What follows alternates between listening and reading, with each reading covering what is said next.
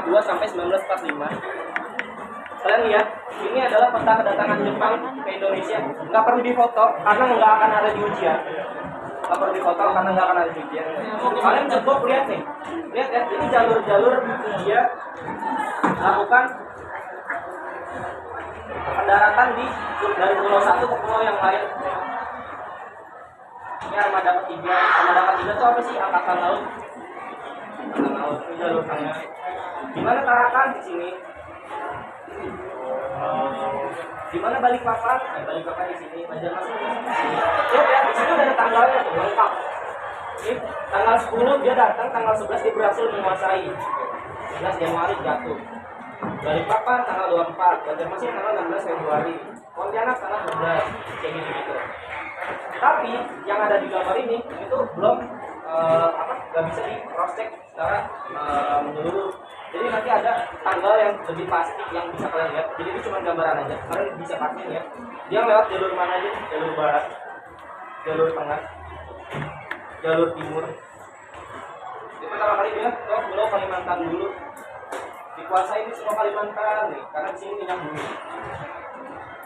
Dan dalam waktu 3 bulan dia bisa berhasil menguasai Kalimantan ini, sama ini dalam waktu 3 bulan.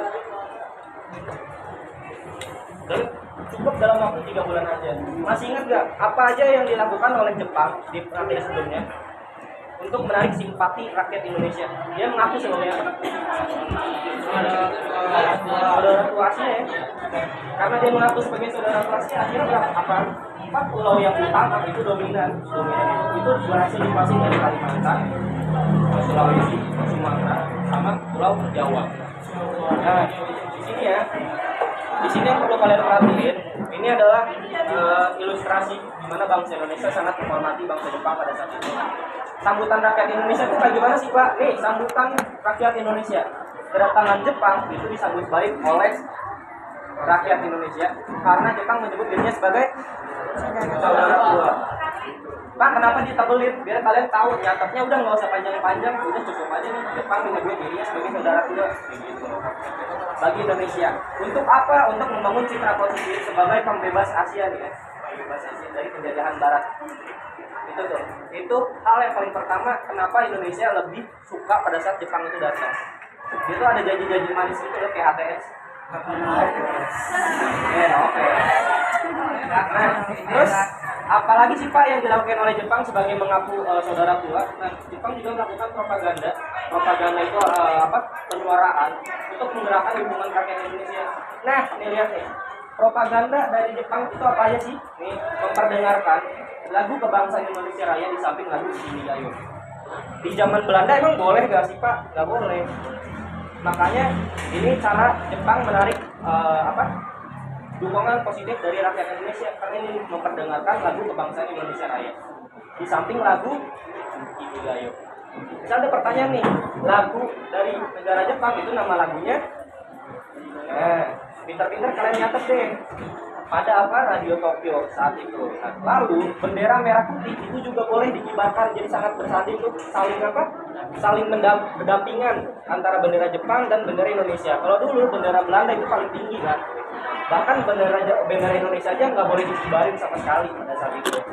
Jadi di sini nih yang bikin bangsa Indonesia menaruh harapan lah dari janji-janji manis negara Jepang gitu. Dengan bendera Jepang, nama benderanya apa tuh? Hinomaru. Udah difoto? Nah, terus apa sih Pak propaganda yang lain dari negara Jepang? Ada namanya propaganda 3A. Kamu sih baca apa nih? Nippon, cahaya Asia. Nippon, pelindung. Nippon, pemimpin. Nippon itu Jepang. Jadi kalau misalnya diartiin itu Jepang pelindung Asia, Jepang pemimpin Asia, dan Jepang cahaya Asia. Ini tuh tujuannya untuk apa? Ya tujuannya itu mendapatkan dukungan dan simpati dari rakyat Indonesia. Yang kedua itu memobilisasi rakyat Indonesia untuk membantu upaya perang Jepang. Ini ya, yang saya bilang kalau misalnya Belanda itu datangnya untuk berdagang, kalau ini datangnya untuk perang, ekspansi militer, kayak gitu. Nah, yang ketiga menunjukkan bahwa Jepang adalah kekuatan yang akan membebaskan Asia dari penjajahan Barat. Yang saya bilang tadi itu sebagai pembebas Asia. didirikan gerakan 3 ini gitu. Nippon Cahaya Asia, Nippon Pelindung Asia, Nippon Pemimpin Asia gitu. Akhirnya apa, hidup bangsa Indonesia itu makin simpati lah sama perhatian Jepang gitu. Jadi bener dong, cewek nih dikasih perhatian sama cowok, gak ada tarik ulur kayak Jepang nih awal-awal. Luluh nggak? Parah. Luluh, gue sih enggak. Luluh, kasih dong. Bener gak lah? Luluh gak lah? Dia suka cowok sih sama dia. Ya lanjut ya, karena yang sebelumnya itu kedatangan Jepangnya itu belum diikuti sama tanggal-tanggal, di sini udah lengkap nih tanggalnya. Nih, ini ilustrasi yang kemarin kalian lihat, dan itu pendaratan Jepang diawali dengan dikuasainya. Saya bilang ada Tarakan. Tarakan itu di mana? Di Kalimantan Timur, 11 Januari 1942. Diikuti kota-kota lain apa? Ada Balikpapan tanggal 24 Januari. Beda ya, 11 ke 24 cuma makan berapa minggu loh, cuma 2 minggu berapa, 24 Januari. Terus ini makan aku cuma seminggu ke Pontianak 29 Januari. Samarinda 3 Februari, cuma waktu kurang dari seminggu juga. Dan Banjarmasin terakhir ini waktu seminggu 10 Februari 1942. Nih, kalau misalnya saya tanya tentang tanggal-tanggal, hafalin aja tanggal-tanggal depannya. Bulannya pasti sama kan? Kecuali ini. Samarinda sama Banjarmasin. Sebenarnya belajar sejarah itu sebenarnya nggak usah hafal, tapi kalian paham aja. Oh berarti dari Balikpapan, Pontianak sama Samarinda itu dia masuknya 24, 29, terus 3, itu aja masuk 10. Gak usah begitu dipikirin kalau untuk soal tanggal. Paling kalau misalnya ada soal-soal yang keliru gitu, misal Balikpapan dikuasai oleh Jepang, itu tanggal berapa? Ada 24, ada 23, ada 21. Nah pilihnya yang benar. Perhatiin kesalahan kayak gitu, pikir kadang kalian tuh nggak fokus begitu. Nah terus Pak, Banjarmasin 10 Februari, Jepang itu ngapain aja? Nah, Jepang tanggal 28 Februari itu berhasil mendarat di 3 tempat sekaligus. Nah, di tempatnya apa? Ada Teluk Banten, ada Eretan Wetan atau Jawa Barat, dan Kragen. Kragen itu Jawa Tengah. Misalnya ditanya di soal wilangan, ada bisa Jepang berhasil menduduki 3 wilayah pada 28 Februari 1942. Nah, wilayahnya apa? Kalian masih bisa nyebutin. Kalau nggak ada nih, nggak perlu dirangkum lagi.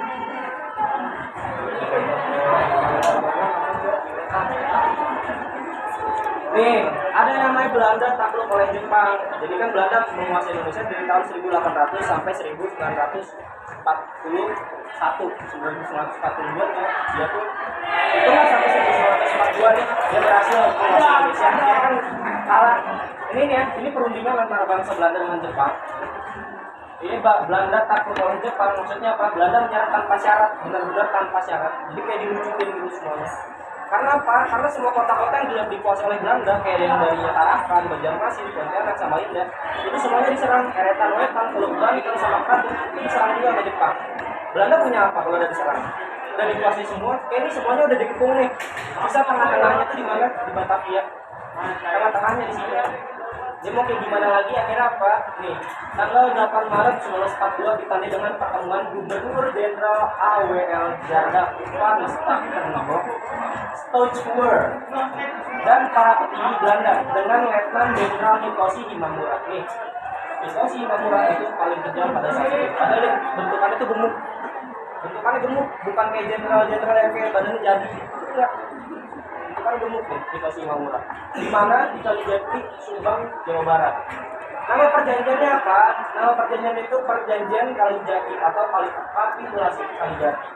Jadi kan bisa ada pertanyaan mengenai kapan Belanda menyerah tanpa syarat pada Jepang. Nama perjanjiannya itu kapannya itu 8 Maret. Nama perjanjiannya Perjanjian Kalijati. Kalijati itu nama tempatnya. Nama tempat dia berunding. Gitu. Terus ini dalam penyerahan kekuasaan atas Indonesia, Belanda diwakili oleh siapa? Ini ada namanya Jenderal Terpoten. Dan Jepang diwakili oleh Hitoshi Imamura.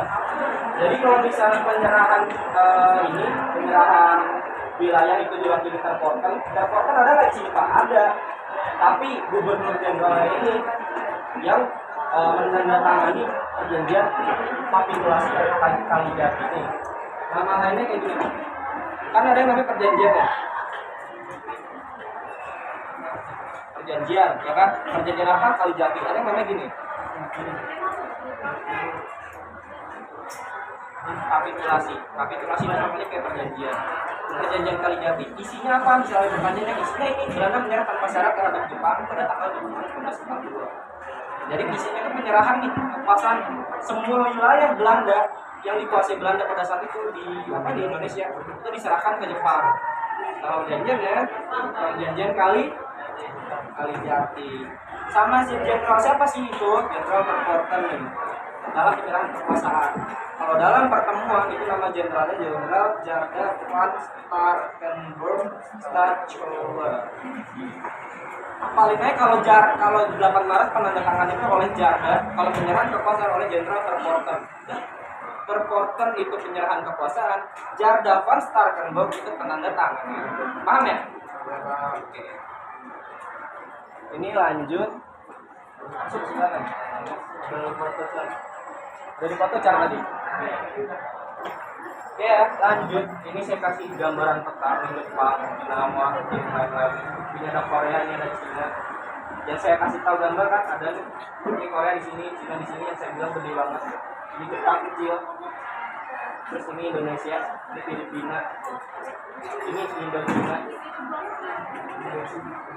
Pemerintahan militer dan sipil Jepang di Indonesia. Maksudnya apa sih Pak pemerintahan militer dan sipil Jepang di Indonesia? Ini ya, saya udah jelasin di sini. Ini nggak perlu kalian nyatet panjang-panjang kan? Karena ini pendek banget loh, ini panjang. Saya cuma singkat sedemikian rupa sampai kayak gini. Nah, pemerintahan Jepang itu ngebagi wilayah Indonesia. Padahal di Hindia Belanda atau di masa pemerintahan Belanda, Hindia Belanda itu udah dibagi. Tapi ini dibagi lagi nih sama pemerintahan Jepang. Kenapa dibagi? Untuk menguasai daerah-daerah yang mungkin itu potensial dalam segi sumber daya alam atau sumber daya manusia. Nih, wilayah 1 ya. Kalau misalnya ada pertanyaan-pertanyaan serupa, hafalin aja nih. Wilayah 1 angkatan darat, wilayah 2 itu angkatan darat, wilayah 3 itu angkatan laut. Gampang kan? Gak mungkin saya naruh wilayah 3 di sini, biar tulisan angkatan lautnya di sini. Berarti saya bikin sedemikian rupa biar gampang. Darat, laut. Ini namanya Gunseibu, Rikubun, sama Kaigun. Nah, kita mulai dari wilayah 1 dulu. Pak, wilayah 1 itu apa sih Kak dalam pembagian wilayah Indonesia di pemerintahan militer dan sipil Jepang Indonesia? Nih, jadi kepemerintahan militer di zaman Jepang pada saat penduduk Indonesia itu dibagi 3 wilayah. Nah, wilayah apa itu? Wilayah 1 nama angkatan daratnya itu Gunseibu. Gunseibu itu mencakup apa sih? Nah, mencakup Jawa dan Madura. Terus Batavia sebagai pusatnya. Batavia sebagai pusatnya. Berarti Batavia ini apa? Jakarta. Nah, dipimpin oleh siapa? Dipimpin oleh Tentara Angkatan Darat ke-16. Nama pimpinannya siapa? Hitoshi Himura. Angkatan Darat Gunseibu. Ada namanya Rikubun. Wilayah 2 Angkatan Darat Rikubun. Nah, Rikubun itu apa? Mencakup wilayah-wilayah di Sumatera nih, bukan di Jawa. Dengan pusat di Bukit Tinggi. Nah, dipimpin oleh Angkatan Darat ke-25 di bawah pimpinan Jenderal Lalu di angkatan laut, Kaigun atau wilayah ketiga itu mencakup Kalimantan, Sulawesi, Maluku, Bali, Nusa Tenggara, dan berpusat di Makassar.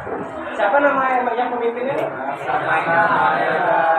Dia yang mengizinkan juga pada saat pembacaan proklamasi, merumuskan pembacaan proklamasi itu di kediaman Laksamana Maeda. Nanti ini semuanya berkaitan di proklamasi kemerdekaan. Semuanya pasti berkaitan.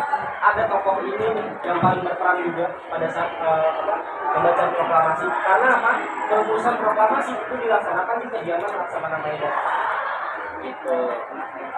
Ya, ada Gunseibu, ada Rikubun, ada Kaigun. Nih, selanjutnya kalian bisa lihat ada namanya Osamu Seirei. Osamu Seirei itu apa? Undang-undang yang dikeluarkan oleh pemerintah kependudukan Jepang pada tanggal berapa? 7 Maret 1942. Nah, undang-undang ini tadinya kan ada tulisan panjang-panjang ya. Ini saya singkat aja. Tulisan undang-undang ini dia cuma mengatur 3. Jadi gubernur jenderal itu dihapuskan pada saat kepemimpinan Belanda Jadi kan ada namanya Gubernur Jenderal Van Jaden kan, tadi Steken Shower itu. Nah, itu dihapus. Jabatan Gubernur Jenderal pada masa Hindia Belanda dihapuskan dan dipegang oleh Panglima Tentara Jepang. Berarti siapa? Hitoshi Imamura. Nah, pemerintahan sipil itu tetap diakui. Maksudnya gimana nih? Jabatan Gubernur Jenderal pada masa Hindia Belanda ini udah saya ini ya, pas saya copy paste itu saya lupa gitu kan ya. Jadi pemerintahan sipil pada saat itu tuh tetap diakui, kayak misal bagian-bagian yang ada namanya kota, kabupaten itu masih tetap diakui itu wilayah-wilayah yang memang pada saat itu pemerintahannya di bawah Hindia Belanda. Nah, badan dan undang-undang Belanda itu tetap diakui juga. Maksudnya apa? Undang-undang yang berlaku di masa Belanda itu tetap diakui, asalkan tidak bertentangan dengan aturan pemerintahan Jepang. Jadi nanti ada kebijakan-kebijakan yang membuat Indonesia itu sengsara. Nanti saya kasih lihat. Di sini ada susunan pemerintahan militer Jepang ya. Ada namanya Gunserekan. Gunserekan itu panglima tentara. Jadi nomor 1 di sini. Jadi ada 1, 2, 3. Yang paling atas itu Gunserekan, panglima tentara. Dia gubernur. Nih Gunserekan itu bukan gubernur jenderal, tapi panglima tentara. Nah, berganti nama menjadi Seiko Shikikan sebagai apa? Sebagai pucuk pimpinan panglima tentara pertama Jepang pada saat itu namanya Hitoshi Imamura. Ada yang namanya Gunseiken. Nih, kalau misalnya ditanya susunan pemerintahan militer Jepang ada 3, sebutin jangan sampai salah susunannya. Karena gampang nih, ada Gunseikan, Gunseiken, Gunseibu. Kankenbu, hafalannya tuh. Kankenbu. Kalau kan itu panglima tentara, Ken itu kepala pemerintahan militer. Bedanya apa nih? Gunseikan nih. Gunseiken itu merupakan kepala bagian dalam pemerintahan militer. Dapat 5 departemen Bu dalam kantor Gunseikan Bu. Nah, kenapa saya nggak tulis? Karena panjang. Saya jelasin nih. Gunseikan Bu itu kayak gimana?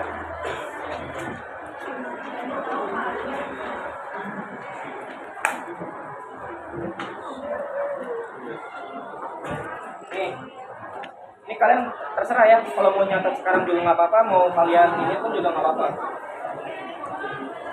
Kan ada 5 ya, nih Gunseikan, nih ya, yang pertama. Yang pertama itu namanya Somobu.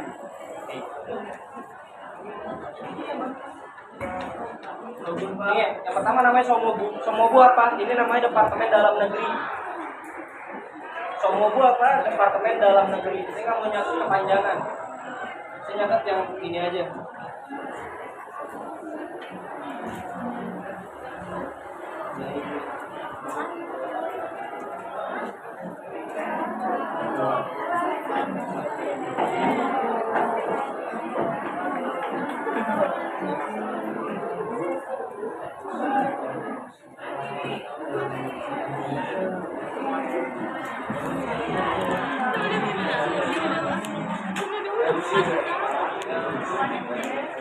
Nih, kepala pemerintahan militer itu kan ada nih, kalau di panglima militer namanya Hitoshi Imamura. Di sini apa nih?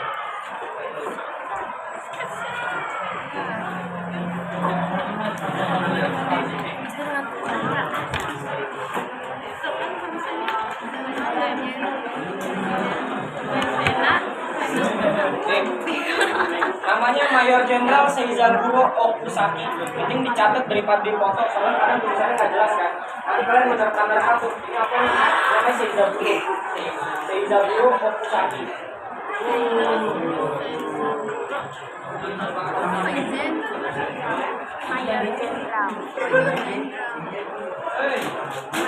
Nah, ini ya kalau panglima tentara Gunseikan itu